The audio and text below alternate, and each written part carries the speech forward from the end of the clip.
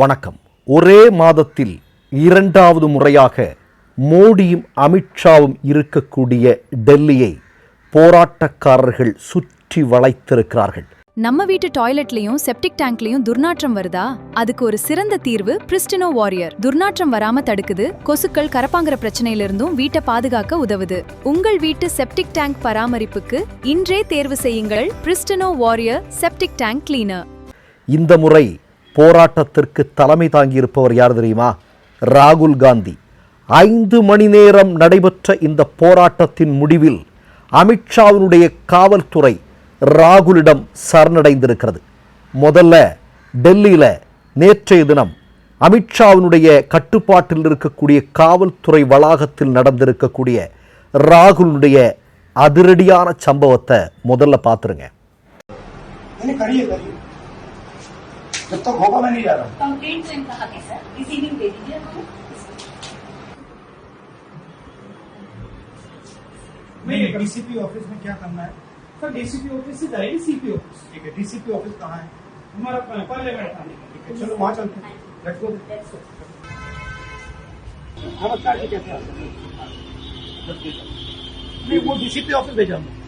आइए DCP office भेजा हूँ। हम तो डीसीपी ऑफिस जा रहे हैं। ये कह रहे हैं न्याय के लिए यहाँ नहीं होगा, डीसीपी ऑफिस हमने पुरानी कंप्लेंट की वो मैंने बताया डीसीपी ऑफिस सेम कंप्लेंट।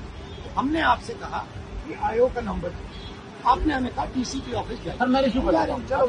जितना बढ़ा जो छर्रे लगे हैं ये सारे जो है इनकी आंख दिखाओ। ये जो इनकी आंख गई है इसके बारे में हम एफआईआर मांग रहे हैं और ये इनका हक बनता है।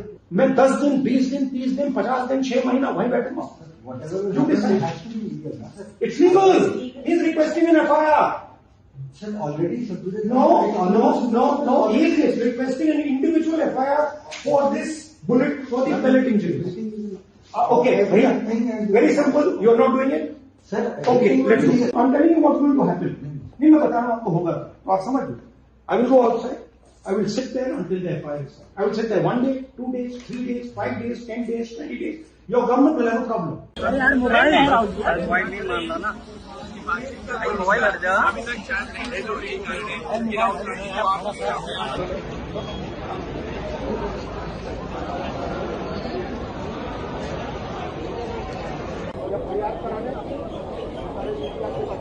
ये सरकार साहब की किसी हो गई.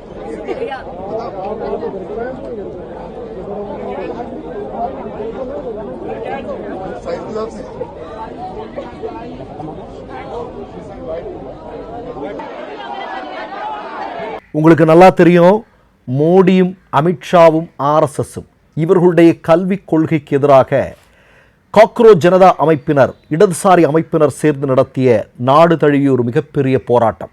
அந்த போராட்டத்தை ஒடுக்குவதற்கு மோடியும் அமித்ஷாவும் அங்கிருந்த அப்பாவி அமைதி வழியில் போராடி கொண்டிருந்த மாணவர்களின் மீது பெலட் குண்டுகளை பயன்படுத்தினார்கள். அப்படி பெலட் குண்டுகளால் பாதிக்கப்பட்ட ஒரு நபர்தான் சாஹில். இந்த சாஹிலோடு ராகுல் காந்தி வந்திருக்கிறார். அவர் மீது 200க்கும் அதிகமான பெலட் குண்டுகள் பயன்படுத்தப்பட்டிருக்கிறது என்று சொல்லப்படுகிறது. அதில் 3 குண்டுகள் அவருடைய கண்ணில் துளைத்தேறியிருக்கிறது.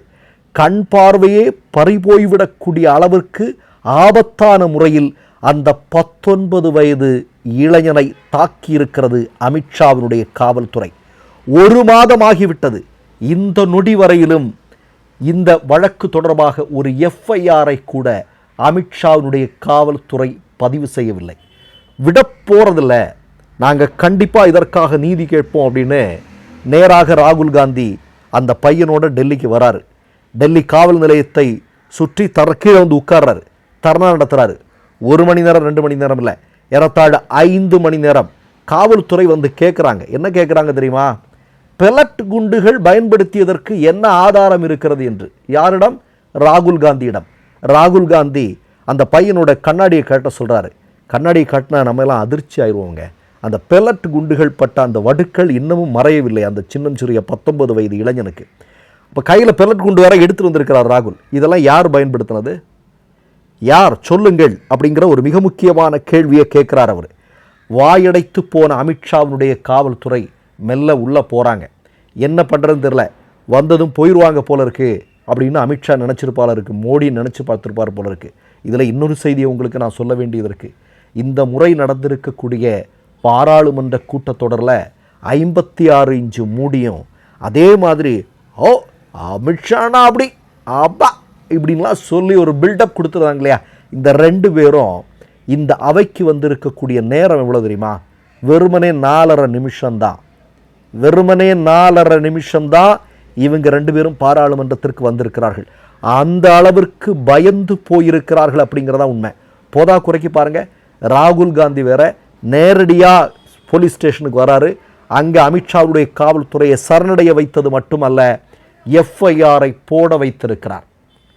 இங்கே யார் யாரெல்லாம் இந்த பையனை சுட்டாங்களோ அவங்க மீதெல்லாம் எஃப்ஐஆர் பதிவு செய்யப்பட்டிருக்கிறது. ஒரு மாபெரும் வெற்றி இது. மீண்டும் சொல்கிறேன், ஒரே மாதத்தில் 2வது முறையாக போராட்டக்காரர்களால் மோடியும் அமித்ஷாவும் சுற்றி வளைக்கப்பட்டிருக்கிறார்கள் என்பது வரப்போகக்கூடிய நாட்களில் இந்திய அரசியலில் ஒரு மிகப்பெரிய மாற்றம் திகழப்போகிறது என்பதற்கான ஒரு மிகப்பெரிய ஆதாரம், அறிகுறி என்பதை யாரும் மறுக்க முடியாது. ஒரு 2 தினத்துக்கு முன்னாடி டெல்லியில் ஒரு மிக முக்கியமான காங்கிரஸினுடைய மீட்டிங் நடந்திருக்கு. அதுக்கு முன்னாடி ஒரு செய்தியை சொல்கிறேன்.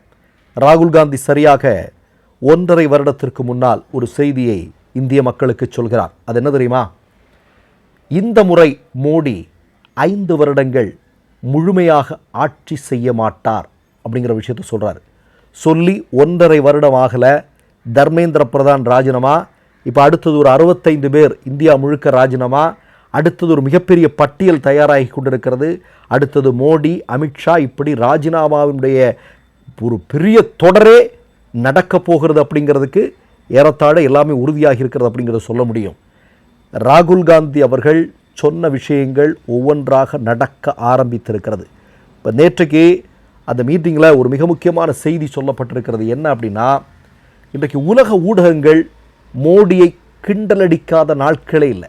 இப்போ கடந்த ஒரு 40 நாட்களாக பார்த்தீங்கன்னா தினமும் நம்முடைய பிரதமராக இருக்கக்கூடிய மோடியை அந்த அளவிற்கு உலக ஊடகங்கள் கிண்டலடித்து கொண்டிருக்கிறார்கள். இந்தியாவில் இருக்கக்கூடிய RSSனுடைய அடிமை ஊடகங்கள் பேசாமல் மௌனம் காத்து கொண்டிருக்கிறார்கள். அவர்களுடைய சேனலை பார்க்கறதுக்கு ஆள் இல்லை. இன்றைக்கு அருணா கோஸ்வாமியோட சேனலுடைய ரேட்டிங் எல்லாம் என்ன தெரியுமா? அதில் பாதாளத்துக்கு போயிருக்கு. எவனும் பார்க்க மாட்டேங்கிறான். ஏன்னா மக்கள் உறுதி செய்து விட்டார்கள். ஜென்சி தலைமுறையும் ஜென்ஸ் ஆல்பாவும் என்ன நினச்சிருக்கிறாங்க அப்படின்னா, இவனுங்க வாயை திறந்தாலே போய் தான் பேசுவாங்க. ஊடகங்களை புறக்கணித்திருக்கிறார்கள் இந்திய மக்கள். ஒரு மிகப்பெரிய அரசியல் மாற்றம் விரைவில் வரவிருக்கிறது அப்படின்னு அந்த காங்கிரஸினுடைய மீட்டிங்கில் சொல்லப்பட்டிருக்கிறது. போதாக்குறைக்கு இன்னொரு செய்தியும் வெளிவந்திருக்கிறது. என்ன அப்படின்னா, 1937 வந்தே மாதரம் என்கிறது எப்படி பாடப்பட்டதோ அதே முறையைத்தான் காங்கிரஸ் பின்பற்றும் என்கிறதையும் சொல்லியிருக்கிறாங்க.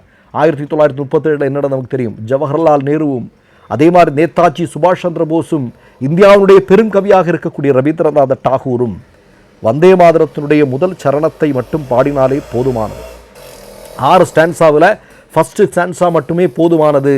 மற்றவைகள் இந்தியாவுடைய ஒருமைப்பாட்டுக்கு, இந்தியாவுடைய பன்முகத்தன்மைக்கு உகந்தது அல்ல என்பதாக அந்த ஒரு ஸ்டான்ஸை மட்டும் பாடினா போதும் அப்படிங்கிறத நிறைவேற்றினார்கள். அதை இப்போது இருக்கக்கூடிய காங்கிரஸ் கட்சி முழுமனதாக ஏற்றுக்கொள்ளும், அதன்படியே இருக்கும் என்கிற தீர்மானமும் அதில் நிறைவேற்றப்பட்டிருக்கிறது. மொத்தத்தில் மோடியும் அமித்ஷாவும் RSSும் அவர்களுடைய அரசியல் வாழ்க்கையும் இந்திய இளைஞர்களால் முற்றுப்புள்ளி வைக்கப்பட்டு கொண்டிருக்கிறது என்பதுதான் மிக முக்கியமான செய்தி. மற்றொரு நிகழ்வில் சந்திப்போம். நன்றி, வணக்கம். 3 யூடியூப் சேனல்கள் வியாபாரத்திற்கு இருக்கிறது. தேவைப்படுபவர்கள் இந்த எண்ணுக்கு தொடர்பு கொள்ளுங்கள்.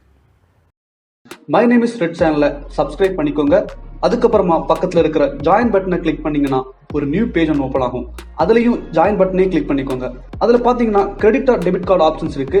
இதுல உங்களுக்கு விசா, மாஸ்டர் கார்டு, ரிப்பே அப்படின்னு 3 ஆப்ஷன்ஸ் கொடுத்துருக்காங்க. அதுல நீங்க எந்த கார்டு சூஸ் பண்றீங்களோ அந்த கார்டோட நம்பர் என்டர் பண்ணிக்கோங்க.